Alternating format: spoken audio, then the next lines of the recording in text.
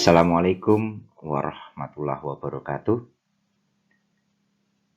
Jumpa lagi dengan saya, Tasiran Hanafiah, salah seorang mahasiswa di IAIN Syekh Nurjati Cirebon, kelas A27, jurusan PJJ PAI. Kali ini saya akan mencoba menjelaskan tentang ajaran dari Syekh Syarif Hidayatullah. Syekh Syarif Hidayatullah atau biasa kita kenal sebagai Sunan Gunung Jati, yaitu salah seorang wali songo atau ulama pada masa itu, yang mana beliau menyebarkan ajaran Islam di bagian barat Pulau Jawa. Syarif Hidayatullah dari pihak ibu itu masih ada keturunan dari Prabu Siliwangi, yaitu seorang raja dari kerajaan Pajajaran. Sedangkan ayahnya adalah seorang sultan Mesir yang bernama Sultan Syarif Abdullah, yang kemudian nantinya Sultan Syarif Abdullah ini menyerahkan tahtanya kepada adiknya yaitu Sultan Syarif Nurullah. Berdasarkan literatur Negara Geng Islam Pakungwati, di dalam literatur ini dikatakan bahwa Syarif Hidayatullah itu pergi belajar ke negeri Mekah. Di sana beliau bertemu dengan dua orang syekh, yaitu Syekh Tajuddin Al-Kubri dan Syekh Atallahi Sajili, di mana dari kedua syekh ini beliau mengenal dan mengetahui tentang mazhab Syafi'i. Nah, setelah 2 tahun beliau belajar di Mekah, belajar dengan dua orang syekh ini, beliau kemudian melanjutkan belajar kembali, dan kali ini beliau belajar di negeri Baghdad.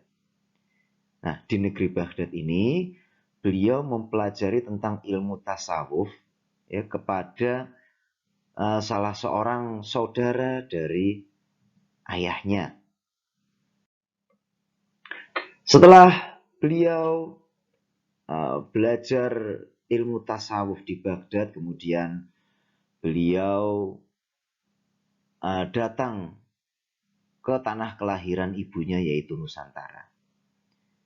Lebih tepatnya beliau berkunjung atau mendatangi wilayah Cirebon, yaitu wilayah yang diperintah oleh pamannya Walang Sungsang. Pada masa itu kerajaan atau negeri Cirebon ini adalah sebuah kerajaan kecil di bawah kerajaan Pajajaran.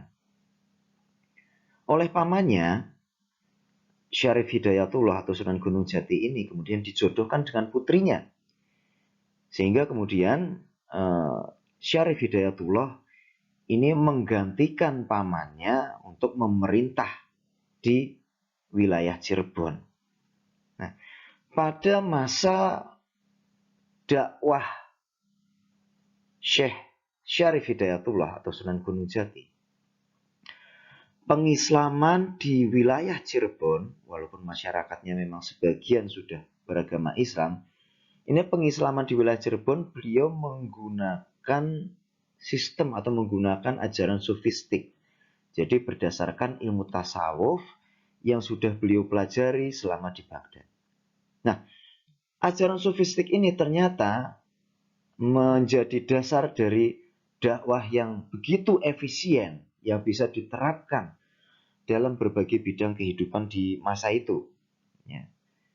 Karena dalam ajaran tasawuf yang Syarif Hidayatullah berikan ini, bahwa memuja atau memuji atau melakukan penghambaan kepada Allah Subhanahu wa taala ini harus secara lahir dan secara batin. Artinya, ketika kita memuja, kita beribadah, kita menghamba kepada Allah Subhanahu wa taala itu harus dengan sepenuh hati, bukan dengan setengah-setengah.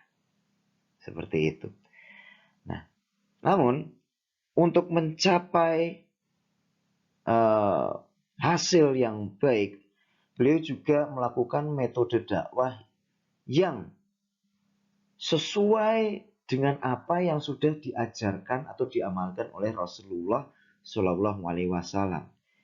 Ya, pada zamannya Rasulullah itu selalu menjadi contoh, selalu menjadi teladan yang baik.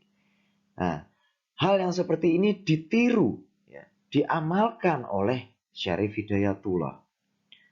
Maka dakwah beliau ini dikenal sebagai dakwah bil hal, di mana beliau Syarif Hidayatullah itu melakukan dakwah itu dengan mempraktekkannya secara langsung, ya, bersama-sama dengan masyarakat, di mana beliau yang menjadi contoh utamanya, menjadi teladan yang baik. Seperti itu. Berikutnya adalah tentang bagaimana islamisasi atau mengislamkan adat, istiadat dan tradisi yang pada waktu itu masih berbau Hindu-Buddha. Ya. Yang pertama adalah pada sistem perekonomian. Ya.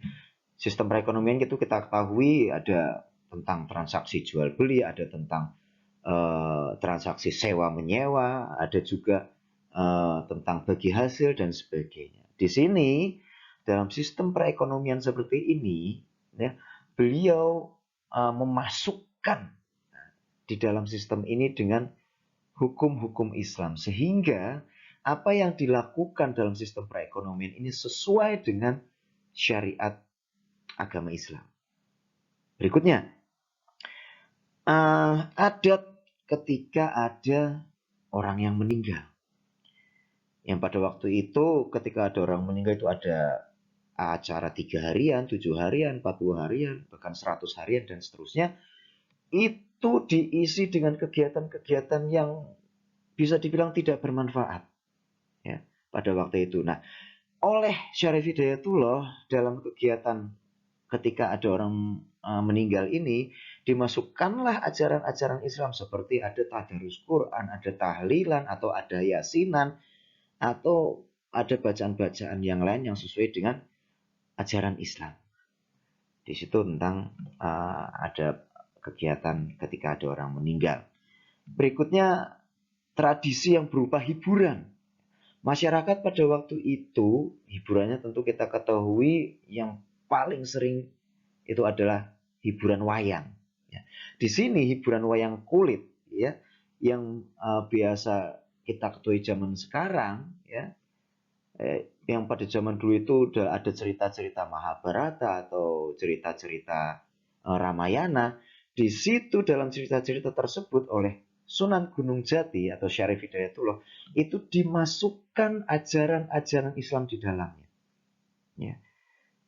Lalu yang berikutnya juga ada bagaimana beliau membudayakan, ya, peringatan hari-hari keagamaan, hari-hari besar keagamaan. Yang seperti kita ketahui zaman sekarang itu ada perayaan Maulid Nabi, ada perayaan Nuzulul Quran, juga ada perayaan Isra Mi'raj dan yang sebagainya. Itu dibiasakan dengan berbagai kegiatan yang berbau keislaman. Dengan demikian, secara perlahan-lahan ajaran Islam itu bisa diterima oleh masyarakat yang ada di wilayah Cirebon dan masyarakat yang ada di sekitarnya. Saya kira seperti itu dulu yang bisa saya jelaskan. Terima kasih. Saya akhiri. Wassalamualaikum warahmatullahi wabarakatuh.